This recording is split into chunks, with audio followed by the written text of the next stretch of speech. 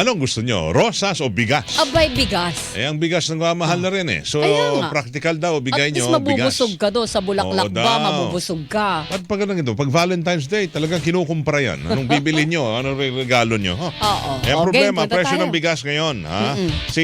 Ang convener ng Philippine Rice Industry Stakeholders Movement of PRISM, ating kakausapin, ha? Ma'am Rowena Sadicon, yan. Partner, ha?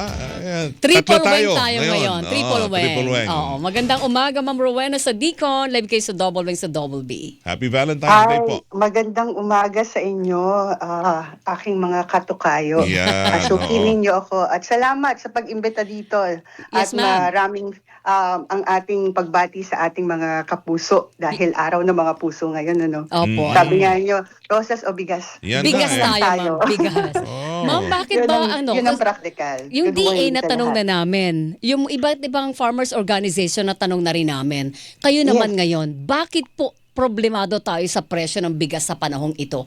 Ano talaga saan matutunton ang ugat ng mahal na presyo ng bigas? Well, unang-una, itong panahon na to, as always, no, itong January ay lean months. January, February, lean months. Yes. At wala pa tayong masyadong ani. Pero ngayon, nag-aani na ng konti. Pero yun nga. Tapos nagmula tayo rin sa import ban na 4 na buwan na nagkaroon ng import ban para pagbigyan ng ating protektahan ng ating mga magsasaka. Ngayon, ng January 1 ay doon lamang nagbukas, kaya lang merong konting delay, na-delay yung paglabas ng mga imported rice sa pier doon sa sa port congestions.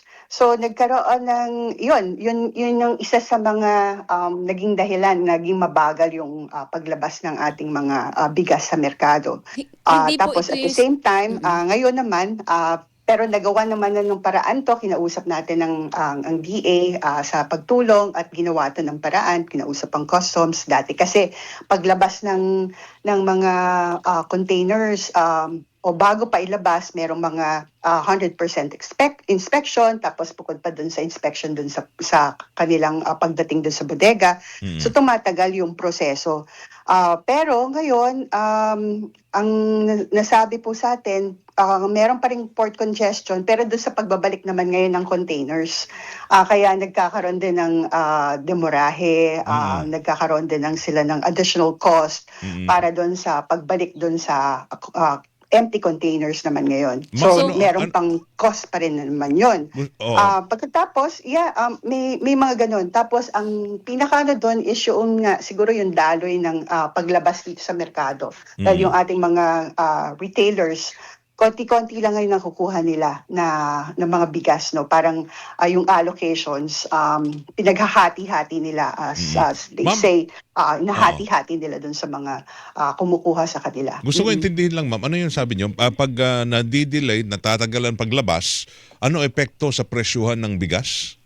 Kasi every delay merong ano siya merong cost, 'di ba? So ito yung Naipapatong. ito yung nagiging dahilan, nadadagdagan yung Gastos. presyo, yung gastos, 'di ba? Tapos at the same time yung mga ating mga retailers pupunta halimbawa sa Bulacan, nakakakuha sila ng konti lamang, 30, 50, ganyan. Pero Hindi sulit ang kanilang pagod, ang kanilang pamasahe, kumbaga yung kanilang tracking, no? So nag-a-add up ng cost yun. Pero ma'am, yung issue ng pangamba ng ibang mga farmers organizations, yung issue ng yung imported rice ay dumating na, pero merong nag-hoard, hindi lahat nila larga sa merkado, kaya mataas din ang presyo kahit po na imported rice at affected ang local. Yun po ba nakikita ninyo? Mahirap mag-speculate ng gano'n, ano? Opo. Kasi sa totoo lang, ngayon parang hot cake ang bigas. And this is the time also na parang kailangan ilabas mo yung bigas mo. Everybody's asking for it, no? And at the same time, ito yung panahon na kailangan dadating na kasi ang anihan parang mas mahirap kapag ka naabutan sa'yo yung mataas na presyo. So parang ganun. At the same time, sa amin din, sa local, nagko-cost din to, no, ng presyo, mataas ang presyo sa local.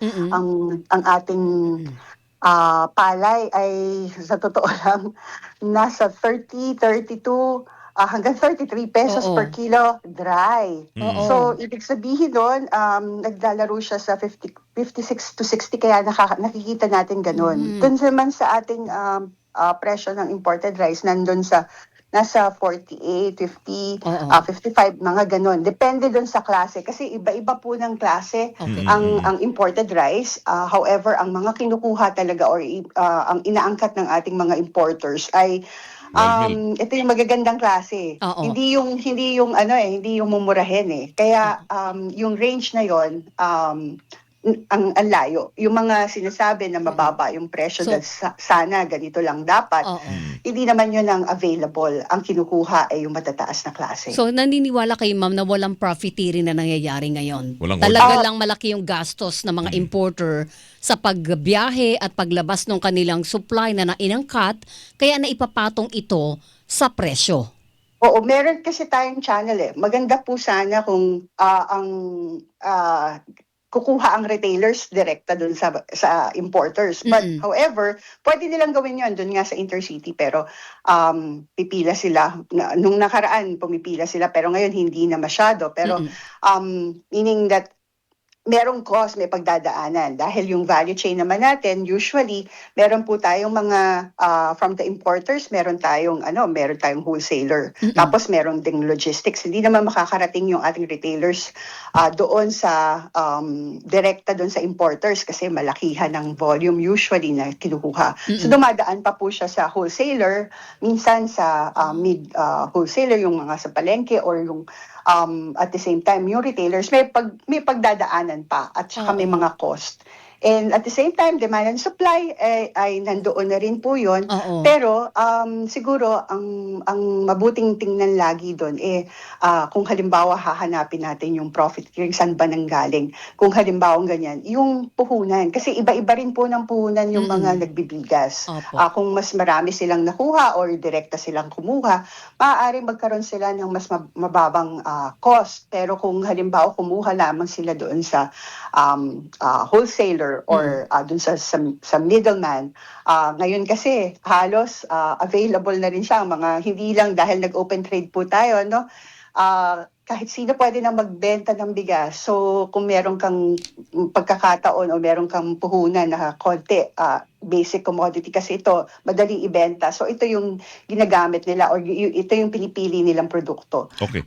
Available na rin siya online. Kaya parang hindi mo siya makita kung saan ba talaga. Pero yung ano na yan, sana makita doon sa mga puhunan natin. Okay, magkano ho ang prevailing price ho ngayon? Kunyari, ang madalas bilhin ay yung mga well-milled rice. Ano ang presyo ho ngayon at kailan ho ito bababa? Kung mataas ho ngayon, kailan ho bababa?